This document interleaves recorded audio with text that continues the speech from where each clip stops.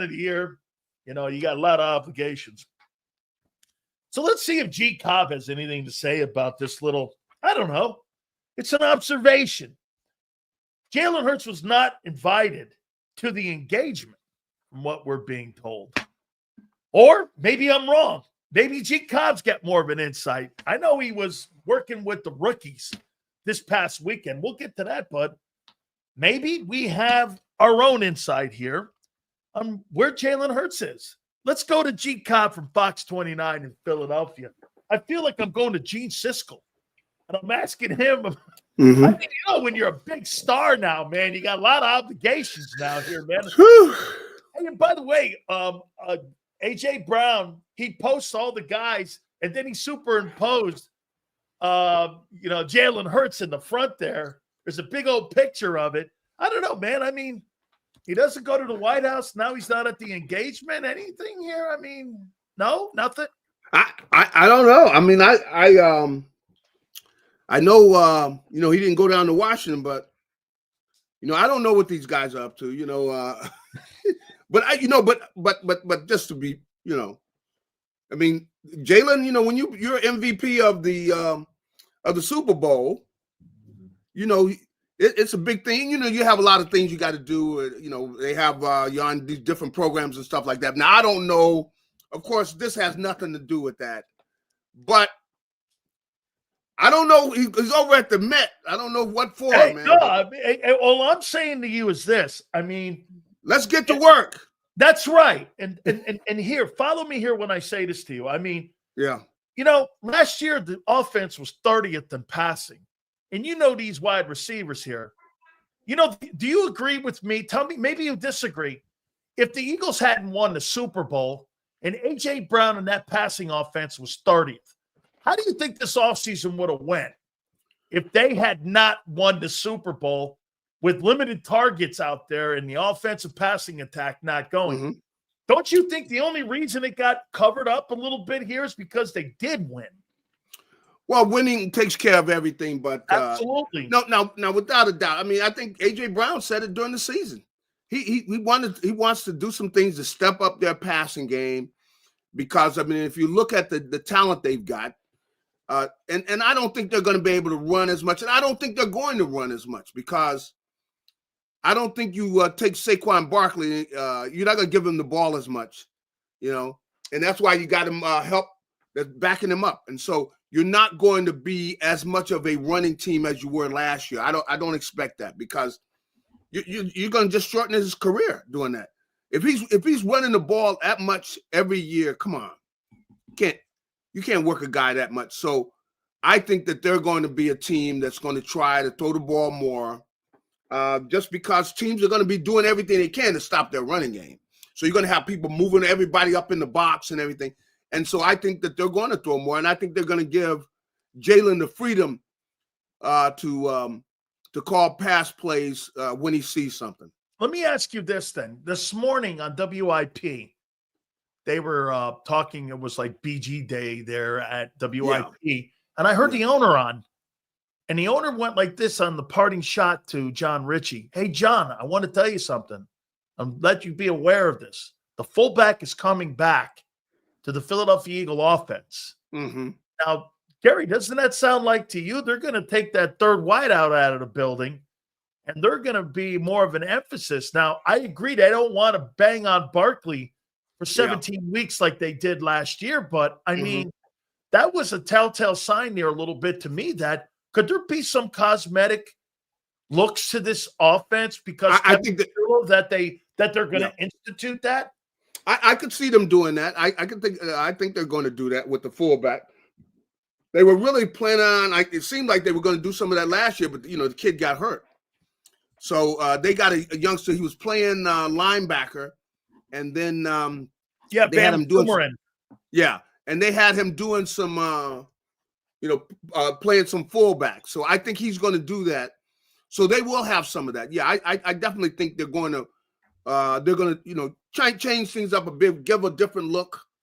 I think you'll probably see that on the goal line too, if that tush push is booted out. So, but I still think that you know, I know they're wideouts. You know, winning is great, and I think they want the ball more, without a doubt. Absolutely, Gary. Now, help me out on this one here. All right. Mm-hmm. So they draft this kid, Jihaad Campbell, and he's not going to be ready until the start of the season. It looks like he's going to miss almost all of training camp. Now, Yeah, he didn't practice last week. Yeah. This is what the Eagles are saying. Okay. Yeah. All that being said, Gary, September 8th, Thursday night, when they open the season, mm-hmm. who comes off the field? Let's hypothetically say he's ready to go. Who comes off the field for him? Is it going to be Dean, Nolan Smith, Moro Jomo? I think it's going to vary. So who do you think? Who would he start in the role of? Well, you know, I don't. There's no surety that the chances are that Dean. I don't know that he's going to be healthy at the start of the season. You know. Okay.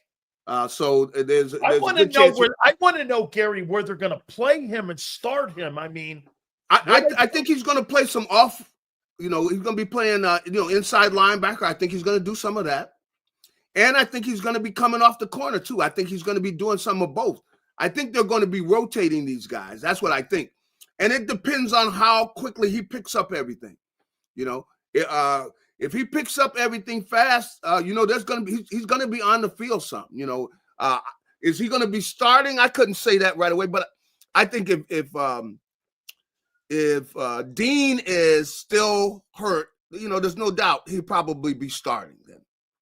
If Dean is feeling good, then, you know, there's a question as to whether he's going to be out there right away. But they're going to let him rush the passer too. So he's going to be coming off the corner sometimes too. But I think that they're going to they're going to see who blossoms. It's really going to be kind of competition. You know, whoever is playing the best gradually is going to get more time. But I think that they're going to give him opportunity to play. Now, the guys you got coming off the corner, you know, I think that he's going to get opportunity. You got Jalen Hunt, Nolan Smith.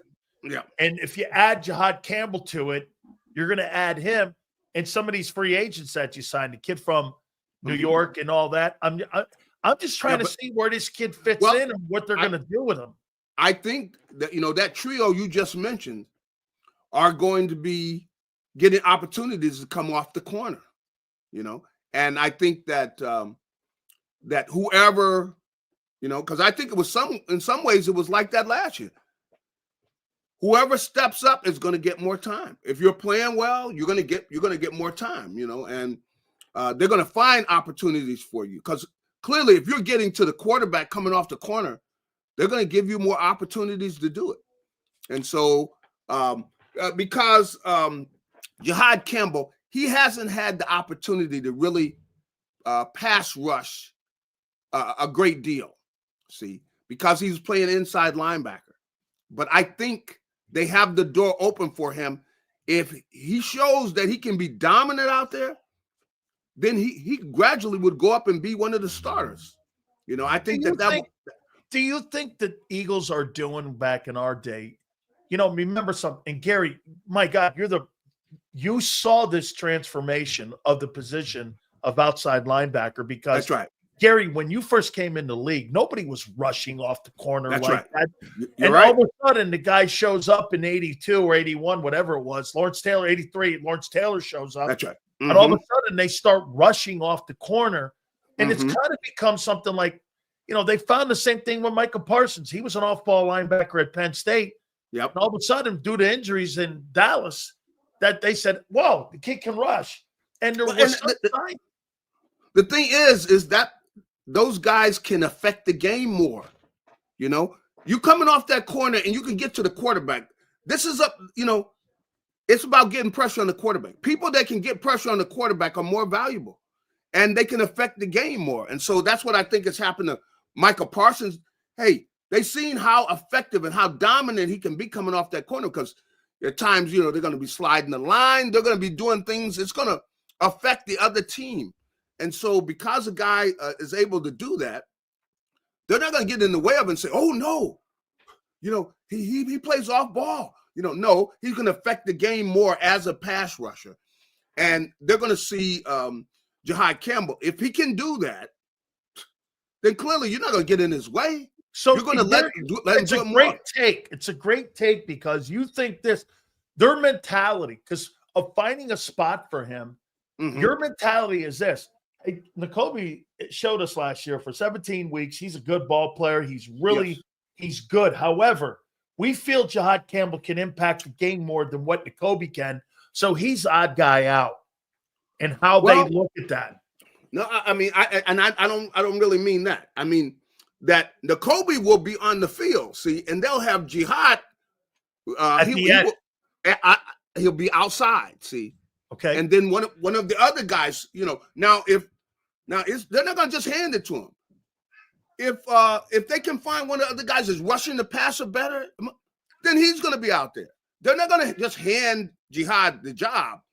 They're gonna give them all opportunities to see what they can do. That's what they're gonna be doing. And that way they start out in rotation, whoever flourishes, because that's what happened last year. They had Smith, they were letting him they had guys that they weren't just full-time all the time, but they showed and they were excellent and they were they were having an effect every time they came in the game. So they start giving guys more time. And ultimately, the guys that are most effective are the ones on the field. And I think they're going to do the same thing. It's the fair way to do it, and it makes sense. And it's very clear. If you see a guy who every time he steps on the field, we're going like, man, we got to get this guy in the game. Then that's the guy that's going to ultimately be starting out there and be getting most of the play time. How about this, Gary? A year ago, Vic looked at all the pieces and said, we're going to go 34 here, and we're going to go that look. Do you think he's doing the same thing this year? Because you just can't go, well, here, we're going to have a 34, and we're going to put these players now in that role. I think he's more of an architect like Jim Johnson was back in the day, where they're going to build the scheme around the talent that they have with this current group versus last year, because that's kind of been his forte. But how do you do that, Gary, when Nolan Smith is not ready for camp because of surgery? Nakobe's not ready until camp because of surgery. Campbell's not ready. My point is, don't you think Vic's more behind the lines this year, more behind the sticks this year than he was a year ago? Because you got question marks on where to play him. Now you got question marks them not having OTAs, rookie mini camp, mandatory, and then even training camp. I mean, that's quite a task for him to try to figure out where the chess pieces fit, isn't it? I agree. I think it is. But when we think about last year, he hadn't made up his mind with all these guys. Right. He hadn't made up his mind. And he just did a great job, and he's got a feel for the game so much that he can gradually put it together as the season goes along, which is what they did. Look at the way they started out. And gradually you had guys taking over certain positions and certain responsibilities. And I think that's what we're going to see again this year. I think we're going to see him as he gets more and more of a look at what Jihaad does. What does he like to do? Where is he most effective? And I think that he does a great job, as we saw with the team last year, of putting guys in positions to let them shine. And he finds out where they're most comfortable, where they're the most effective. And I think that's what he's going to do. And I think that he looks forward to, they know they've got talent, but you're going to put the talent on the field and see exactly, where do they flourish? Where does this guy, where's he most comfortable? And they changed things to where at times, I mean, you saw with Baum last year, they had him rushing the passer some. They had him moving up outside, rushing the passer, giving the other team different looks. And see what they've got is with him and with Campbell, you got guys that are versatile and they can play pass coverage. Good. I mean, that's the thing about Zach Bond is his effectiveness and how well he played in pass defense. I mean, look how many times he got his hands on the football, interceptions and plays, knocking down the ball, all of that. So Campbell's a lot like him. clearly, it's, they both have a lot of things in common. They seem like they're about the same size. They're very athletic, and so I think that you're going to see him. You're going to see them really give different looks to people, and once they get that pressure on you, boy, I tell you, Vic does a great job of calling the defense. He does. Two last questions for you here, Gary. How long do you think that this organization can go by paying one side of the ball versus not paying the other side of the ball? How long does this go? Or is that just going to be a league mentality, Gary? Because this league now today, I mean, having a top flight defense, Hugh Douglas says it all the time, that's kind of a luxury nowadays to have a great defense. If you don't have a top flight offense, you can't win in today's NFL. So do you think that that's just going to be the trend of what we see from now on, that this is going to be the normal way of doing business in Philly, is that nobody gets really second contracts? They're going to move off of players and they're going to keep retooling the offensive side? Or do you think that's something just in the cycle? Well, I think it's something in the cycle. I think that when you look at the Eagles, depending on who the players are, like of course, Carter's going to get paid. They're going to pay him. He's not going anywhere. They're going to play. If you have these elite players, like if they have the corners are playing on Pro Bowl level, well, then that guy's staying here. But it depends on the talent they have. See, that will affect it. I mean, if they got a dominant defense, where you got, let's say, these guys with the end, they come up to her, they got 12 sacks. Okay, now you start talking about an elite player that every year he can give you 12 and sacks and more. Well, they're not going to just let that guy walk. They're willing to pay that guy, some serious money. But don't you agree, Gary? You start taking pieces away from Hurts. I mean, if you start paying the ends, like you just said with Nolan and Hunt, all of a sudden they step up, and you're talking about $20 to $30 million. You got Cooper DeJean and you got Q. Hey, you're going to start paying them big money as well, like you do with Jalen Carter. My God, what if Jordan has a great year where he has 6.5? You're going to start taking pieces away from Jalen because that hurts him a lot more than it will on that defensive side of the football. Well, the thing that's happening on the offensive side, really, if you ask me, the thing is amazing, is the offensive line. See, they pay those guys. Now, are they going to keep that elite offensive line? I don't know if they're going to be able to keep, because they are going to have to make a decision. Now, are they going to be able to keep that many elite players on the offensive line? Because just about all those guys have been Pro Bowlers. See, so I think it depends on the talent. And right now you got $92 million lined up in 4 dudes in the O-line. Mm-hmm, that's right. Of a $279 million salary cap, you got almost $100 million of that in salaries yearly lined up in just 4 dudes. I know. That's quite an investment. Yeah, it is quite an investment, and they got to be dominant. Now if they stop being dominant, you're gonna see some guys walk out of here. You're gonna see guys be moved out of here, because I think it depends on where the talent is at.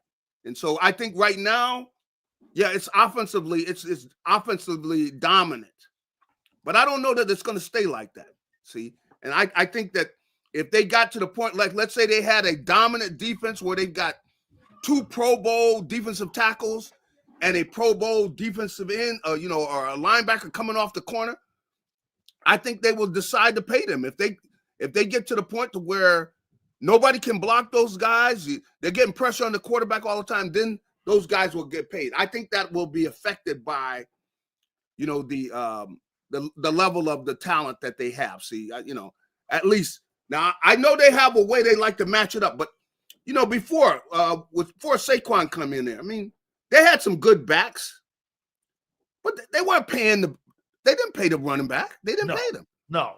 But when they got an elite guy there, they say, hey, look, rip up the contract, give this guy his money. See? So I think they look at it that way. Clearly they did that with Saquon, and I think they'll do it with other positions if you have that elite guy there. I mean, they didn't pay the linebackers. Look what they did with Zach Bowman. They gave him his money. Yeah. So I think it depends on the player. If they have elite play, you playing Pro Bowl level play, then they will pay you and worry about what it was going forward. They'll worry about that then. But I think that they can be affected by the level of the talent and the quality of the play. Last question here for you. Will the Eagle defense be able to overcome all the personnel losses, in your opinion, this year? I mean, Gary, I asked people, they don't want to answer it. Do you think the Eagles got better anywhere on defense this year? And I said, on May 5th, I have no idea, but I have more question marks than I had, and I don't really see where they've gotten better. Somebody may step up. I don't know, because my philosophy was this, Gary. Okay, so who's taking over for Milton Williams' role? Okay, so that's going to be Moro Jomo, Ty Robinson. Okay, so you got two guys taking over for his role. Who do you have taking over for Josh Sweat? Alex Hunt, Nolan Smith, guys like that. So you got another two guys taking over for another guy. Who do you have taking over for Slate? Keely Ringo, the kid they drafted. Who's taking over for Gardner Johnson? Reed in his gonna 6 interceptions. Reed, Makuba, the kid they got from Texas. I said, you're going to replace 4 guys with 9 guys.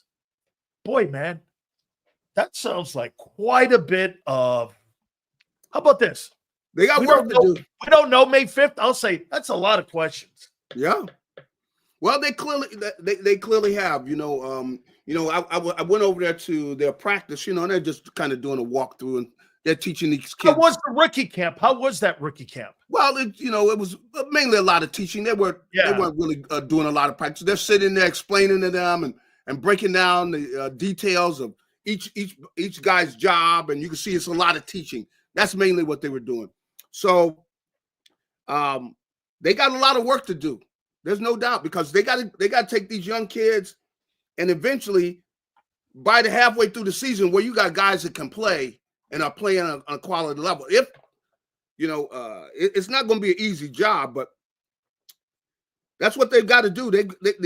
A lot of these guys, they got to step up, man. Are they going to be able to do it? I can't guarantee that. I can guarantee that they want to start out and have the offense be dominant and carry them for the first half of the season.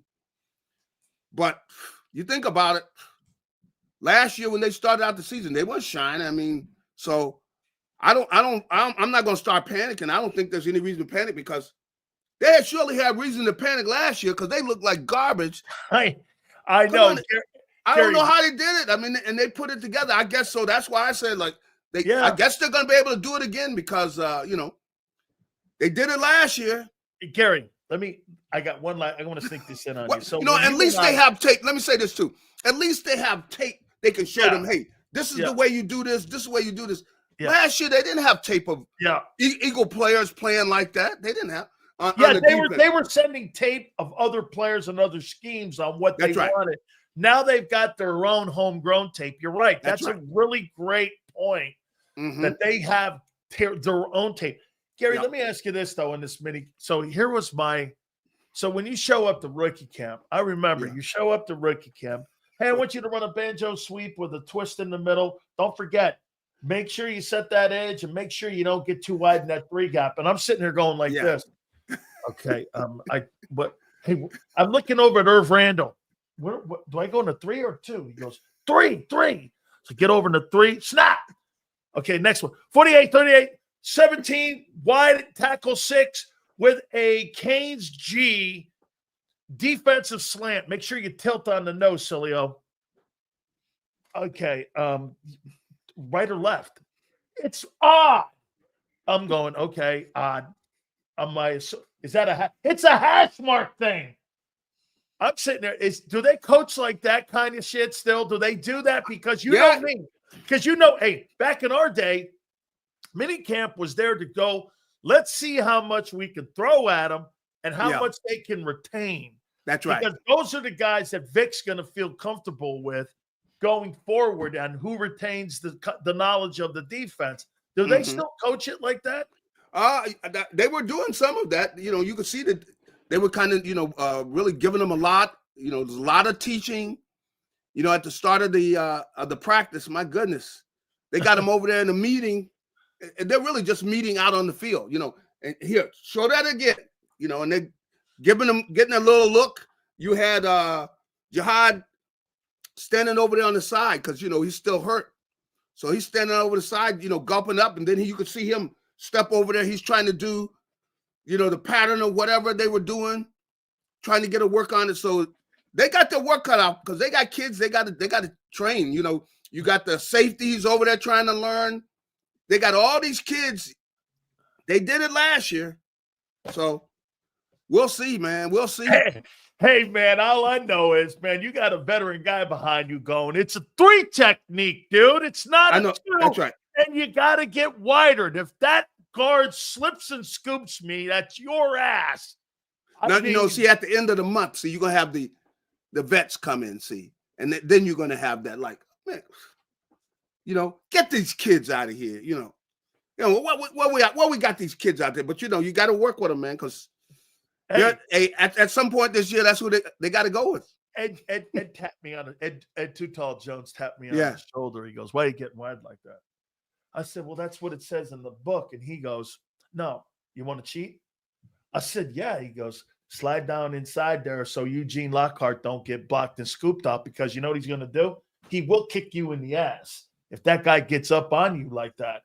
And I'm going, okay, so you want me to slide down more? So to me, having the veterans in, though, Gary, that because the veterans tell you, it may look like this one way in the book, but here, how important is that to have that kind of culture in that building, though, where you can go, the coach is talking to you like this, and the player's going to come up to you and go, "Hey, man, listen, you don't have to get that wide in that 3. And when you're playing the triangle in the middle here, see if they got wide splits in there. What are they trying to do? To try to come inside on you here, man. Be looking for that wham coming back on the – so that's right. Now, see, the veterans, that's very important because the veterans really tell you, like, your different keys, like where you need to have your eyes. A lot of times they will tell you where you need to have your eyes. And, of course, that's very important. Like, what are you keying? What are you looking for? How do I know they're getting ready to do this? How do you know you can anticipate they're getting ready to run a screen or draw, or they're getting ready to run outside, whatever you're going to do. And you talk to the veteran guys, and that's the way you learn. And that's why that involvement that they're going to have later on, in the month, where they have the veterans come in, and you got them working with these younger players, so they're able to learn. But they learn practical things. See, coach going to tell you different things, but the guys that are out there are going to say, "Hey, this is what you better have your eyes on. Watch this. If you see this, they're getting ready to do this." So the veteran players do a lot of teaching during those times. I'll leave you with this here. So I told you before, Buddy came down and coached me and Jerome when he got the head coaching job in Philly in '86. And I remember I'm looking behind there, and he goes, "What are you looking for? You looking at the ball?" And I go, "Yeah." He goes, "Let me tell you something, son, in the NFL. If you're watching the ball and looking for the ball will take you away from the play. If you're not watching the keys in front of you, the keys will take you to the ball. Yeah. Don't ever watch the ball." It's the first time I had ever heard that, and it made so much sense because they're trying to fool you with the ball. The keys take you to the play. A lot of kids in college don't know that until they see that. And isn't that the difference, Gary, between college and pro? It is great athletes with gifted techniques that win, and it's all about angles in that league.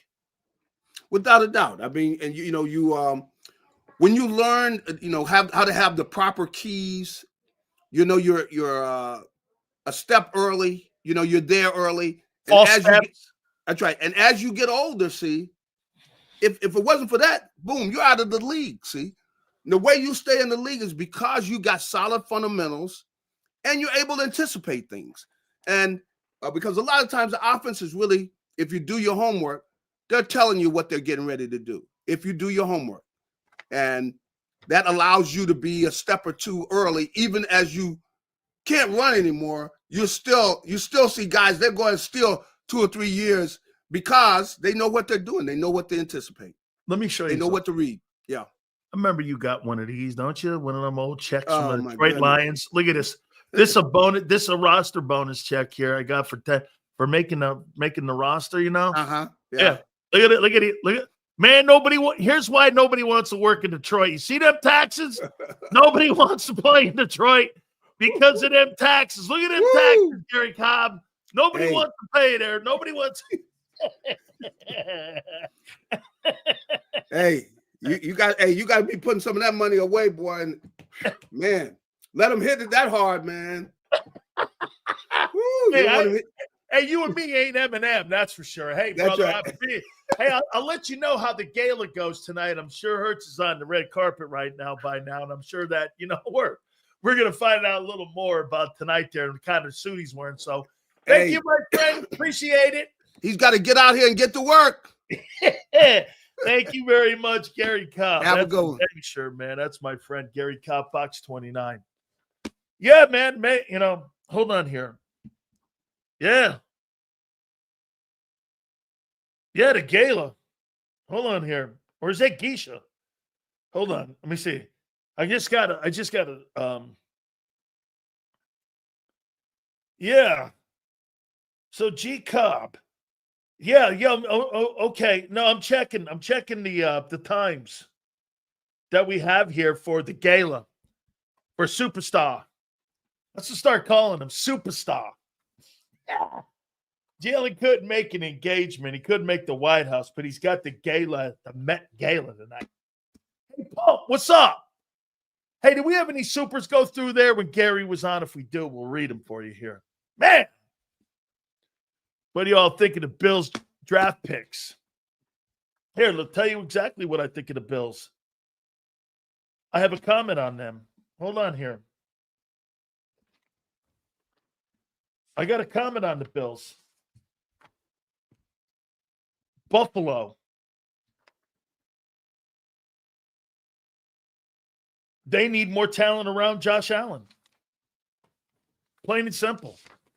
James Cook's not enough. They need more talent. Josh Allen, Buffalo. They need more talent. You can't just have one guy. You got to build the team around him. Get some players around him. I mean, act like the Eagles. Eagles put great players around Jalen Hurts. Start putting great players around Josh Allen. I mean, that kid's not going to win a Super Bowl by himself. They figured that out in Baltimore. I think the Bills did a nice job, man. I do. I think the Rams, this is what I said about the Rams. I think they drafted really well. Here's some of the comments here. The Commanders. Are the new dudes going to make them really next level team?